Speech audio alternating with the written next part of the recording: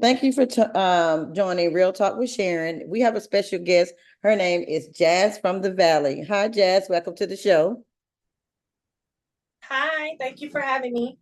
All right, Jazz, let everyone know your age. I'm 21 years old. Okay, where are you from and where did you grow up at? I'm from Los Angeles, California, born and raised, but I grew up in the Valley, more specifically the Woodland Hills area. Okay. How did you like growing up there? I loved it. For me, it's all I've ever known. It's very peaceful. It's very quiet. It's a chill vibe. I like it. At what age were you when you found out that music was your passion? And did when did you say that to yourself, hey, I want to pursue a career in music? I started my first girl group when I was 15 years old. From there, I've been in a lot of groups, and I just kind of over the last couple years decided to branch out and be solo. Okay. What has been the biggest obstacle for you as an artist? For me, I feel like my biggest obstacle has been um, before I had my management that I have now, kind of knowing what to do as far as making the right moves, making the right business decisions, and having structure and guidance. So let's go back a little bit to the start of your career. Like, walk us through the process. How did you get your career started? Well, when I was 15, I went to Catholic school, and I knew that music was something that I've always had an interest in. And I had some friends at the time that were also doing music, and we grouped together and started our first group, started our vocal lessons, and then it kind of grew from there. Okay. But I was always a rapper. So, growing up, who was some of your musical influencers? For me, I love Kendrick Lamar, Queen Latifah, Lauryn Hill, Nicki Minaj, and Lotto. Okay. Now your new single is giving. I could tell by listening to it that it has like a late 80s, early 90s hip hop feel to it. Talk to us about that single a little bit. Well, for me, we wanted to do something that had a 90s feel to it, but also topic is still on point with what's happening today. So we sampled Two Live Crew. We wanted something fun that can be talked about in the clubs and played in the clubs. And that's kind of how and everything came together. You also have a song called Shake It. Kind of give us a idea on what inspired that particular song.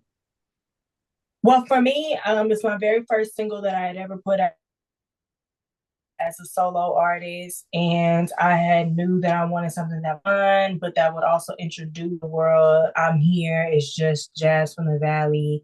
So that's where Shake That came about. I was working with a out of LA, and we kind of went beats, and he created something that I was able to build the chorus on, and then go from there.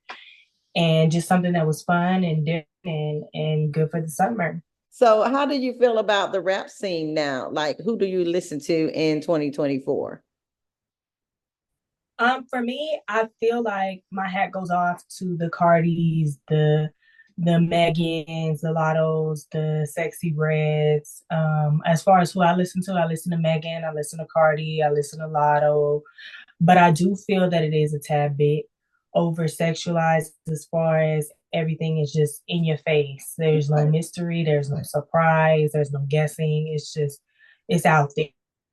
And it For is me, um, I feel that it's a little bit too out there, and that's why I wanted to be something as a music artist and as a female rapper that's more focused on the fun side and bringing things back to having fun, being with your girls, and talking about things that women can relate to and that they go through. okay. Do you think that as an artist that a lot of women get looked over if they're not dressing sexy or being sexy? Yes, that's very because of that topic is the reason why I wanted to create music that showcases and has a message of it's okay to be sexy, but not have to sell sex, or that's going to make me fit in. Just being yourself and being okay with being who you are. Right. And yeah, of course, we do know that sex sells. So with that being said, like it's out there. Like social media is kind of huge nowadays. So we there's another platform out there which is TikTok. There's a lot of influencers out there, a lot of different TikTok dance. What do you feel about that? Do you plan on one day having like your dance for your videos as a TikTok challenge? Kind of give us an idea of that. Yes. Yes, I love it. I think TikTok is a great platform. It's helped to grow and it's very informative for so many people. And I actually do have a dance in the works that we're working on to be a dance for It's Given for TikTok. Living out in California as an artist, I'm sure you have seen many big names and celebrities. Name some of the artists that you have hung out with, and have you ever been starstruck before? If so, by who? I've seen YG before. I was able to go to Chris Brown's 30th birthday party, and I did him, and I was starstruck by him. Okay, and talking about Chris Brown's 30th birthday party, where did he have the 30th birthday party at? He had it at one of those like trampoline parks, so they like rated the whole place and transformed it, and it was definitely a very fun vibe. Okay, so how were you able to? So did you were able to have to buy the tickets like you'll buy concert tickets? What did the invite look like? Um, I had knew some people through him that some friends of mine, so got invited that way. Awesome. And I So it bet, wasn't a ticket thing. okay. And so on his 30th birthday, did he perform any? No, no, no, no, Okay. he didn't. Was it like a meet and greet? Did he like come around and socialize with people? It was more like a lot of people he knew. There was a lot of celebrities that was there. Usher was there, Lyrica Anderson. Um, it was like people like that. It was just more of him and his friends just having a good time, jumping around, playing basketball, and like stuff like that. And outside of music, what other hobbies have you done as far as like in the industry? For me, I model as well as I act.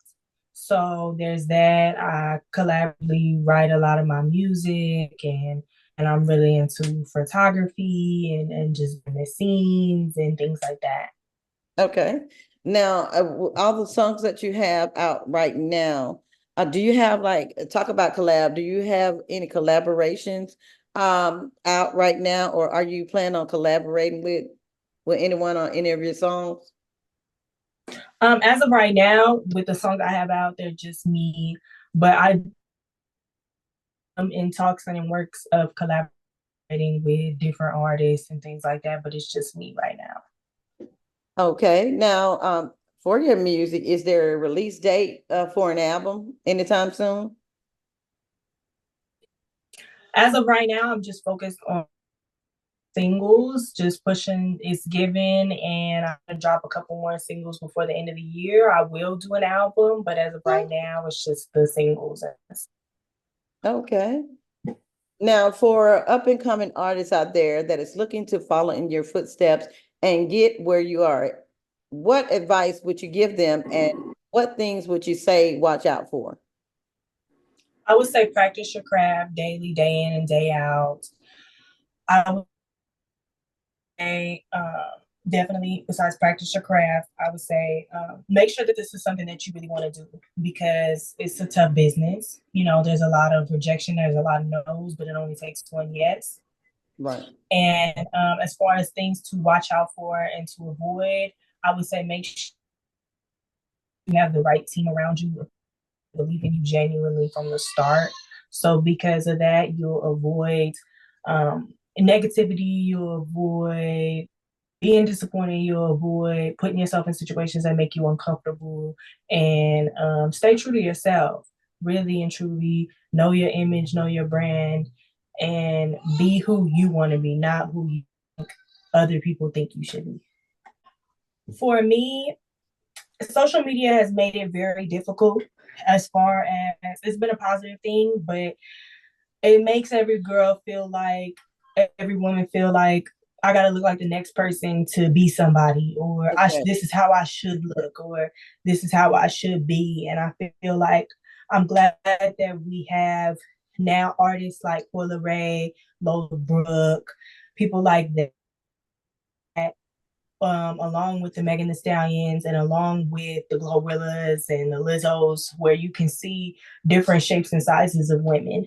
You can Right. see representatives that show you don't have to have surgery to make it, or you don't have to have surgery to be somebody. So I think that that's very important, and it's all based on your mindset. Looking back over your life, what advice would you give the younger youth? For me, I feel like I would give myself the advice of don't join so many groups.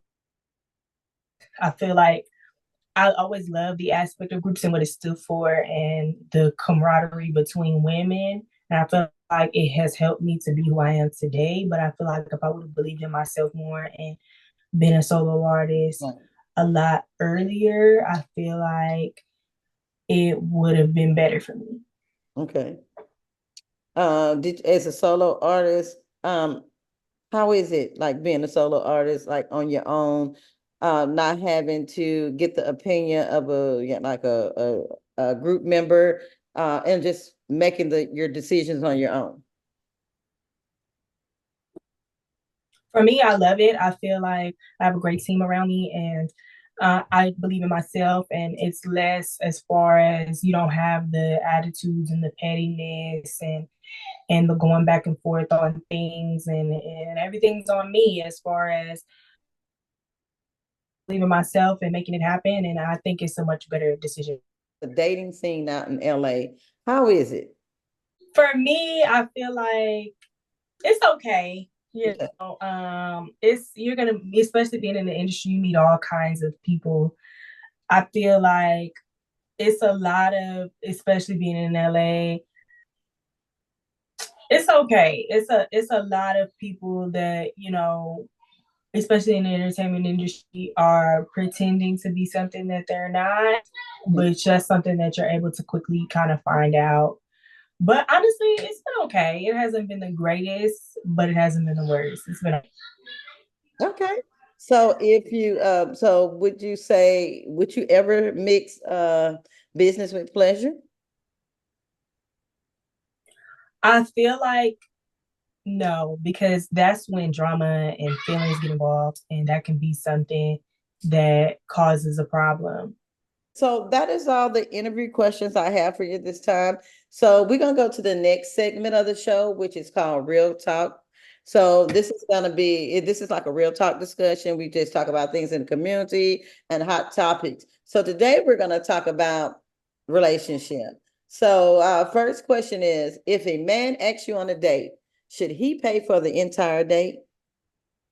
I feel like, especially a first date, yes, because first impressions are important, and I feel like he should pay. Yes. I agree. So, what is your criteria for men? Like, what type of job do a man have to have before you give him any of your time? And would you ever date anyone working a 9 to 5? I would date someone working a 9 to 5. I feel like what's very important to me is ambition, goals, and a plan. And I feel like I would never knock someone who's working towards their dreams or working towards what they want to do with themselves. You can't just kind of be lazy or be up in the air, or like not know what you want to do, kind of just going through life. I feel like it's important to pick somebody that knows what they're doing and is making the steps towards whatever it is that they want to do. I agree because, like, I mean, we got to be realistic because people, we can't just really judge people because we can really miss out on our blessings or a good guy. if we skip over a person that works 9 to 5 versus someone that's in the industry or either even have money and they can be a snob. That would be something that we definitely wouldn't want to look past when we're, looking for, into a relationship. Now, what is your thoughts on the 50-50 in a relationship? Should I you feel pay, like, um, oh, that's go a- ahead. yeah, what is your thoughts on 50-50 in a relationship, and should the man pay all the bills? I feel like there's different relationships that work for different people. I feel like I would never knock someone in a relationship where they pay 50. I feel like for me, it depends on where you guys are at.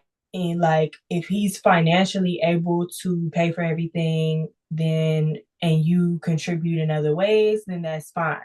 But I feel like because of social media and with my generation, there's no real love anymore. It's all about what it's all transactional about what you could do for them and what they could do for you and things like that. So I feel like it makes it hard to do that. But should a man pay all the bills? I feel like if you love him and he loves you and you know that y'all are working towards something that's going to set you up to be even better and you help him out when he needs it, then yes, you should help him out. But as far as if he's financially able to pay for everything and you guys are in that place, then he should pay for it. What is your thought on dating outside of your race? I'm completely open to it. I've dated outside of my race as far as talking to white men before. I'm not opposed to it as far as I feel like you never know who God has in store for you, and it could be somebody that's of a different race. So you shouldn't knock it before you try it. Okay, and that was my next question. Would you ever date a white man? Yes, yes, there are some fine white men out there. But before we leave, can you kind of tell the audience, like, your social media handle, where can they find you? Yes, on Instagram you can find me at It's the Jazz Show. On TikTok you can find me at Jazz from the Valley. Awesome. Well, thank you so much, Jazz, for taking the time to be on the show today. And you're doing great things in the music industry. I definitely want to wish you all the best in your music career. Well, thank you so much. And thank you for taking the time out to have me and for having me. I really appreciate it.